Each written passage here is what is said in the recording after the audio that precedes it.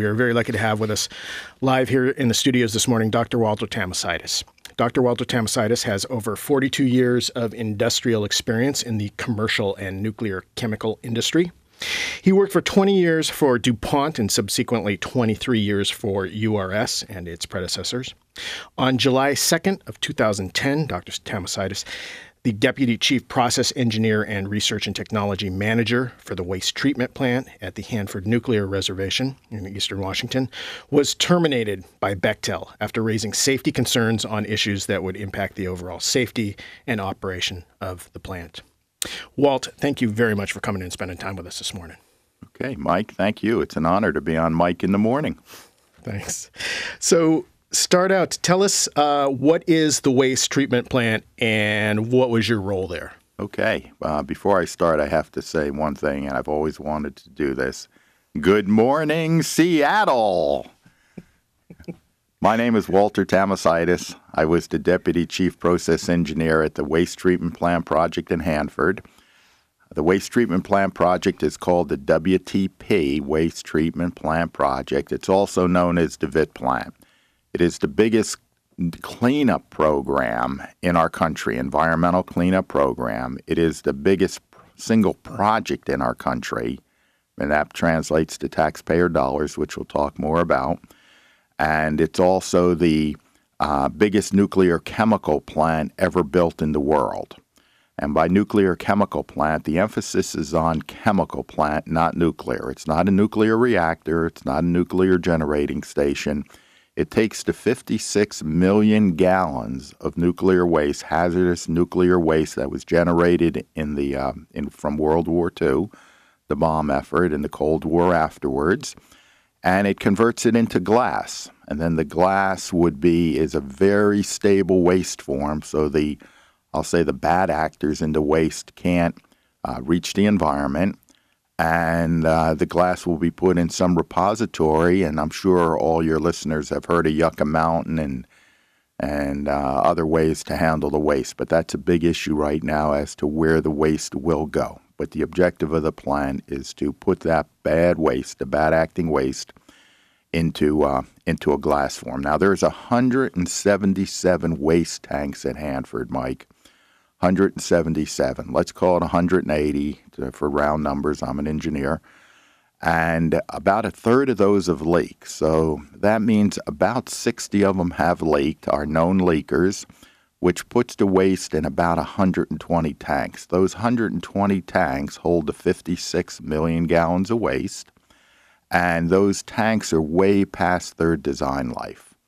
So there's a number of hazards that exist even if the plant is not built. And the biggest potential disaster is for those old age tanks to leak or for something abnormal to happen in them and for that material to be released into the environment, because the Columbia River flows right by the plant. And, over the past decades, it's been known that nuclides have reached the Columbia River. So there's a number of aspects of safety that really need to be addressed. All right. And a lot of those tanks, we literally don't know what's in them. I mean, it's a mix. It's a soup, right? Yes, sir. It's a mix of soup. The waste is in a form where they call salt or sludge. Salt is where you take the waste and you evaporate the water off to concentrate it in little crystals form. Sludge is where you have essentially solids and it's mixed in with the water, and it's like the watery material, and it's like a mud. So much of the waste is very thick, and when it was pumped into the tanks, it was not well mixed, or due to the difference in the weights of the material, as they went into the tank, they layered, they segregated, and in the past, over the decades, when they were putting waste in there, no, they were not sampling it thoroughly. They do not have any extensive analysis. To give you a couple numbers, I mentioned that there's 56 million gallons of waste sitting in about 120 tanks. Out of 56 million gallons of waste, if they have sampled 100 gallons of that 56 million, and let's even call it 1,000 gallons, of the 56 million gallons of waste, that's all they've sampled to really tell what's out there. So you have, if you divide 1,000 gallons by 56 million and multiply it by 100, you have the percentage of waste that's been sampled, and you'll see that is a 0.0000% whatever waste that's been sampled. So what specifically was the scope of your job, and how did you get fired, basically? Okay.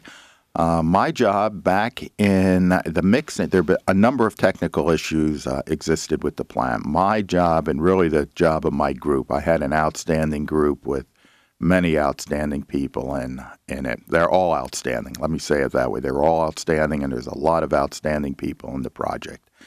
But one of the issues which was really plaguing the project was the mixing issue.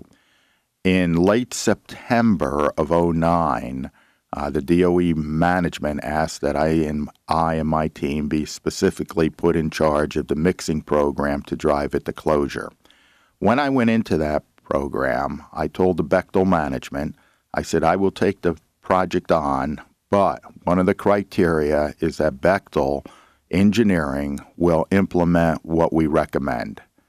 I said in the past, and I used these exact words in a meeting with Greg Ashley and Ted Faggenbaum and Bill Gay, I said, I have been stabbed in the back in the past by Bechtel Engineering, where our group would recommend something and then engineering would say, no can do, no do, can't do. And the reason for that was obvious. If they implemented what we recommended, it would cost a bunch of money, and Bechtel didn't want to spend the money on their nickel. Now, it's all taxpayer money, and this gets a little complicated, so I'm going to try to go through it quickly and simply, hopefully, for everybody. It's all taxpayer money. The plant right now was originally Bechtel quoted $4.6 billion of taxpayer dollars to build it, $4.6 billion. Recently, they announced that it appears it's going to go to $13 billion, near $13 billion, 4.6 to $13 billion. They've been on it 10 years. So it's increased almost $10 billion over a decade. $10 billion, a B, not an M. And now when they look ahead, there's internal studies right now saying the cost is going to top $20 billion. And that does not include the additional support facilities that are needed, such as a low-level VIT, fixing the pretreatment plant. They're even considering a pretreatment for a pretreatment. There's problems in the pretreatment plant.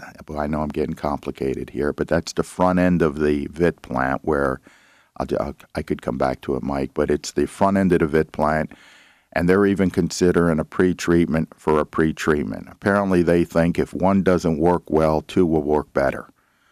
So my group was responsible for solving those problems. Bechtel in October at that meeting agreed that they would implement what my group decided was needed, and I was even told, throw the kitchen sink at it, Walt. Throw the kitchen sink. We want you to solve this problem. DOE wants you to manage it, solve the problems. In January, a new Bechtel manager came in, Frank Russo. And it became obvious from the beginning that the first question asked was, well, how do we live with the tanks we have? And then shortly thereafter, he made two organizational moves. He put a Bechtel manager over the mixing program over me, which DOE had asked for me to run the program, but he put a manager over me, which in a way was okay because I could focus on the technical aspects, but it gave him the direct route to the program through the Bechtel management. He also, at the same time, which is more telling, moved engineering away from URS, the company I work for, so that it reported directly to him. So he now is essentially asking, how do we make the existing tanks work? And, oh, by the way, organizationally, he not only controls the mixing program, but he controls the engineering group, directly controls the engineering group. So from there, we got into March. I'll fast forward to March, and a DOE chief scientist, very smart individual by the name of Dr. Don Alexander, raised questions with some of the tanks about the mixing. And the questions he raised dealt with this sludge material that you were asking about, Mike, the waste. It's a very thick material. And he was asking if we have solids in it, like particles of sand, mixed into the mud, and you start to disturb the mud, and the mud becomes a little bit thinner, you add some water, what happens to these heavy particles that are in it that are like gravel? And they represented some of the bad actors in the nuclear waste. So it appeared what would happen is, as you stirred the mud, if you will, the slurry, the gravel would fall to the bottom. And the gravel represented the plutonium. And if the plutonium kept falling to the bottom and the mud kept moving to the top, you're concentrating your plutonium. You have the potential to concentrate your plutonium at the bottom of the tank, which could lead to a criticality. Now, a criticality is an uncontrolled nuclear reaction where you get a burst of energy, very similar to what goes off in a bomb. It's very quick and it's over suddenly, but it makes for a bad day. Now, the other thing that can happen in the tanks and the slurries, I talk about the poor mixing. One of the major issues, Mike, is that the thick waste, it's really like a ketchup. And when you turn a ketchup bottle upside down, the ketchup doesn't flow out. So we've all know you have to beat on the bottom of it, and then they went to plastic bottles so you could squeeze it to get it out. And what happens is the waste, hydrogen gas is generated in the waste from the radiation. And the radiation, for a quick chemistry lesson here, splits the water molecule, the hydrogen and oxygen molecule, and you always have gas being generated. Well, these little bubbles get trapped in the waste because they're not buoyant enough to come up through it. It's just like taking a Dairy Queen Blizzard, a straw, and if you give a little puff into it, the bubble will actually stay down in the ketchup or in the Dairy Queen Blizzard. But as the bubbles accumulate, they start to go together. You get a big bubble, and then you get what is a burp, just like in a water cooler. The bubble now is big enough that it can bloop up by itself to the top of the tank and create a very explosive atmosphere in the top of the tank. And in the safety world, you have to allow that you always have a spark. You cannot assume you don't have a spark. So your safety protection is to protect against fuel or oxygen. You always assume you have a spark.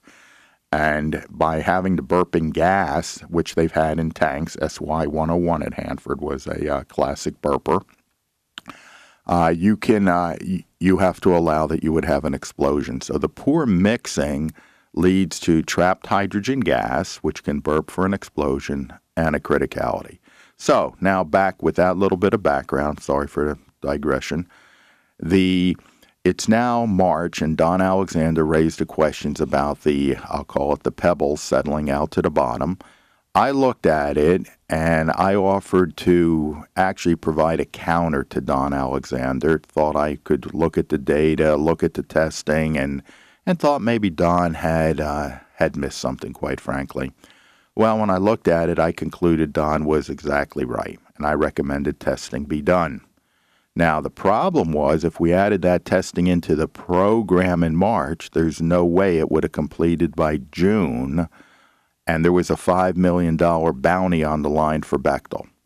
So Bechtel, URS, would get $5 million if they could claim the program was finished, if you will, by the end of June. So now here it is, the beginning of April, and old Walt, Don Alexander, is saying, hey, you need to do this testing. Well, now back to the management. The management concluded or decided that they would attempt to pencil whip it. And they're going to torque, if you will, people at national labs to say that no testing is needed. Well, things are really beginning to smell bad. As you get to the May period now, I'm beginning to sense I'm being isolated. People are not inviting me to meetings. I'm not getting key reports that are coming out. And it's now heading into June. In June, the engineering management, Bechtel Engineering Management, asked for a clean the drawers exercise. So a clean the drawers exercise meant everybody bring forth your issues and let's put them on a list and see what we have. Well, most people, the brighter lights on the tree, I'm not the brightest light on the tree, but some of the people who brought forth issues had one or two. My list had almost 50 issues. And you can guess it, many of them dealt with mixing. Meanwhile, the Bechtel management, URS management, DOE management are pushing to get this issue closed. And I could tell that was wrong. That did not sit right. So I had basically three approaches. I could do nothing. I could take a frontal attack, or I could attempt to solicit input from others and see if others were concerned. The frontal attack wouldn't have worked. It's just been chopped down, if you will, standing up. They had already isolated me and cut me out of meetings and so on. The doing nothing did not work either. It was wrong. The plant would not work. It was major safety hazards. If somebody didn't speak up, Bechtel would have continued to push forward with the design, and it would have been doomed to failure from that day on. So I sent out an email to three consultants saying, hey, here's what's going on, and essentially, what do you think? Well, now the management, two things happen on July 1st of 2010. They get the email, and now they're aware of the 50-issue list, which they were aware of a week earlier, had been sent to Barbara Rasinko, the engineering manager, Bill Gay, the top URS manager, and they were aware of what the issues list was. So I go in for a meeting on July 1st, and to make a long story short, I go in. My group was being reassigned to another area on the plant. I went in with one of my staff, and the manager comes out that I'm going to meet with, the operations manager, and says to my deputy, you could leave. You don't need to be here. I say, what's going on? The meeting has changed. Get in the office. Give me your badge, your BlackBerry, your phone, and you're fired from the project. And I said, what? Wait, what's going on? You must have the wrong person here. I'm not a morning person, but gracious, this sounds bad. What's happening? Nope, I told you I don't have anything more to say. Give me your badge, your BlackBerry, your phone, and get off the site immediately. You'll be escorted off and get off the Hanford site. Wait. Who made the decision? Frank Russo, the Bechtel manager, made the decision. Can I go back to, why'd he make it? I don't know. Why? I don't know. I turned to the HR manager. How come? I don't know. Just get off the site. I'm doing what I'm told. Give me your equipment and get off the site. I said, well, now I'm clearly not getting any answer. Can I go back to my office and get my personal things? No. I said, you can't do anything. You got to go leave the site. I said, okay, look, it's 4th of July weekend. I have somebody babysitting my dog. I'd like to pay them in advance, their daughter's baby. No, you can't even talk to anybody. We're going to escort you out through a route where there's not a lot of people, if you will, to the front door, and you'll go. So I got escorted out down to the front door. It was an off day. I was actually in there on an off day for this meeting. And the doors are electronically controlled. And the HR person opened the door, said goodbye. I asked one more time, why? What's going on? Don't know, Walt. I don't know what's going on. You got to leave. And pulled the door shut behind me. And then that click, which I heard, Mike, still echoes in my ears. So now I'm standing in the parking lot. And just had the most, shocked, stunned, useless feeling. I'm not sure how you would describe it that I ever had. Like a man with no country after 43 years of work, 42 years of work at that time. It's like a man with no country. Where do you turn? So I went home, and I'll try to fast forward here if I have time. I went home, and I pulled in the garage, and the wife said, what are you doing home? What'd you forget? Because, often I forget my phone or something. I'm not a morning person. And I said, you won't believe this. I just got fired from the project. And she said, no. Oh, yeah, right. Yeah, clearly. You must have another reason. No, I got fired. And I must have had an ashen look to my face, pale. And she could tell right away I was serious. So I went in, I made some phone calls. I was told to go to Aiken, South Carolina to meet with one of the vice presidents the following week. As I thought about things over the next 2 weeks, I said, this is wrong. What they did was wrong. I don't even have a reason after 2 weeks why they did it, what they propose, what they're going to do with me. Nothing. This is wrong. This is not right. It just smelled bad. And I had always told my young people, when you're going to do something, ask yourself, what do you think is the right thing to do? And then ask yourself, what are you going to do? Now, if there's a difference in those two, are you willing to stand up and tell the people why you're not doing what you think is the best thing to do? So as I thought about it, Mike, I said, this just isn't right, and I really wanted to have it addressed. I was concerned if I had three desires, which I have right now, the three desires, three reasons I got into it. One is so young engineers know that that is not the way you manage. What they did was wrong, the reason they did it was wrong, how they did it was wrong, why they did it was wrong. It is not the way to manage, and I don't want any person that's going to be following as an engineering manager in our country thinking that that is the right way to manage, period. Second, I want to see the WTP built well. We need the WTP, especially in the Northwest. This 56 million gallons of waste is sitting on the shores of the Columbia River, and it's got to be put in a more stable waste form. If I had not written the letter to the Defense Nuclear Facility Safety Board, they would have just moved ahead, and it would have been a monument on the Hanford horizon years from now. Thirdly, I wanted to see the culture addressed. And by culture, I mean the management processes, how things are managed, the contract clauses. I want to see things change so that contractors cannot operate the same way in the future. So I wrote a letter with those three things in mind. I wrote a letter to the Defense Nuclear Facility Safety Board. Thank God that they're out there because they are the only person watching the fox in the hen house. If they weren't there, if the DNFSB wasn't there watching and issuing recommendations, DOE has given the fox the hen house, and the fox is not only eating the chickens in your hen house, he's eating the hen house and the chickens in the neighbor's hen house. So it is, there's a number of changes that need to be made, including more oversight over DOE, the Department of Energy. So, and we're now engaged in the legal battle to hopefully to get those things done, implemented. There was a major hearing in Kennewick Thursday with the Defense Nuclear Facility Safety Board.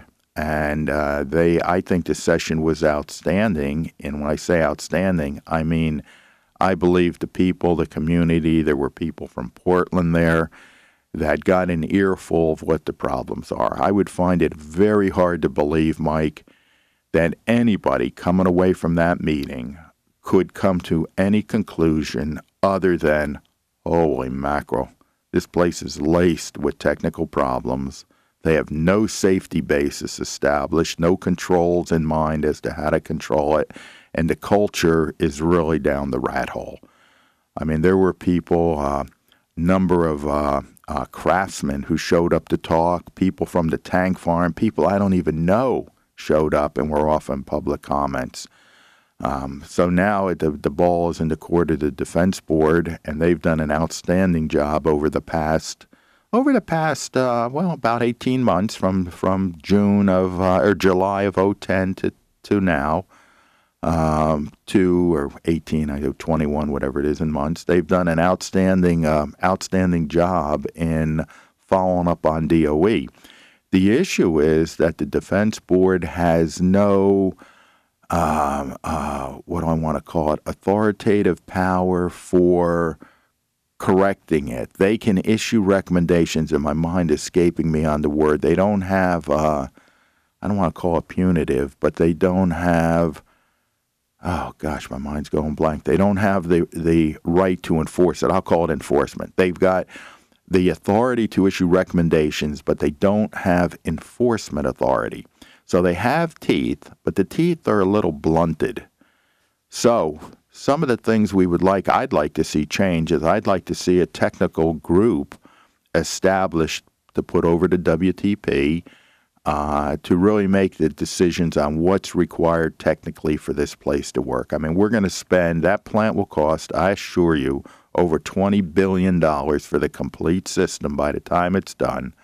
And to build a plant where you're going to risk a hydrogen explosion, where you're going to accept explosions of hydrogen gas in the pipeline, and they say, well, that's okay because the pipe won't break. to risk criticalities, to risk major pluggages in a $20 billion, again with the B, plant, I don't think that's the way you design a chemical plant. Even today, the most shocking thing really is today, after a decade, they cannot define what the feed is and what the plant can handle. So we started out, Mike, with an outstanding question from you in the beginning of, gosh, Walt, what's in the tanks? Since they really don't know, they don't really know what's coming through the pipeline. And even if they knew what was coming through the pipeline, they're not sure how to control it. And then if they knew and could control it, they don't know if the plant can handle it. So the very basics of a chemical plant on defining your feed and knowing what it can handle, what you're building it for, is undefined. It's ludicrous, but the Department of Energy lets it go forward. I hope people will go to the Hanford Challenge website. We'll go to the Sheridan Law website. We'll go to the Defense Board, dnfsb.gov website. Read the information and write letters to Doc Hastings, Patty Murray, Maria Cantwell, and demand action, because the money is just, right now is not being used effectively. And we're talking big bucks in a time when our country cannot afford it. In addition, it's more the culture. As we look forward and the world becomes more and more competitive and smaller, if you will, I know those sound like trite phrases. Well, we need to establish higher ethics, more detail. You can't let engineering managers run wild the way they are and focus on the profits. And Bechtel's approach is to focus on the profits, not on the product. My experience says whenever you focus on the product, the profits come. Their focus is let's focus on the product, on the profits, and not the product. And that leads to a very bad product. Only 2 minutes left. Okay. Does Washington State offer any protection to people like yourself who are whistleblowers? Wow, outstanding question. Let me give the very direct answer. No, Washington State is one of the weakest, if not the weakest state in the country in whistleblower protection laws. In fact, they have none. Recent cases, I say recent, over recent years, have indicated that if a contractor in Hanford has a concern, a valid concern, one which everybody would agree, his only way of recourse is to go through the Department of Labor, and I did that in a ground to a halt, and we're now in the federal court system. And for the whistleblower, there is no protection. We're in state court in the appeal process with what's called, I'll just say a tort suit at this time, state suit. All right. Well, with that, we are unfortunately out of time. Wow, there's a lot we could say. Yeah, we'll have to have you back. Problem. Come over to the Seattle area semi-regularly? I come over occasionally, and I would love to be on Mike in the Morning again. All right, because there's obviously way more to cover on this specific issue, and none of this is going away probably in our lifetime. No, it's and it needs to be addressed. The longer it goes, they're building without having the design finished and even knowing what the design is, and that's just going to cause more pain and more money to correct it. All right. Well, I want to thank you very much for coming in and spending time with us this morning. Okay, Mike, thank you. Have a good day, Seattle. Again, we've just been talking with Dr. Walter Tamosaitis, and you can follow his case and what's happening over at Hanford via the Hanford Challenge, local organization working on these issues, and their website is hanfordchallenge.org.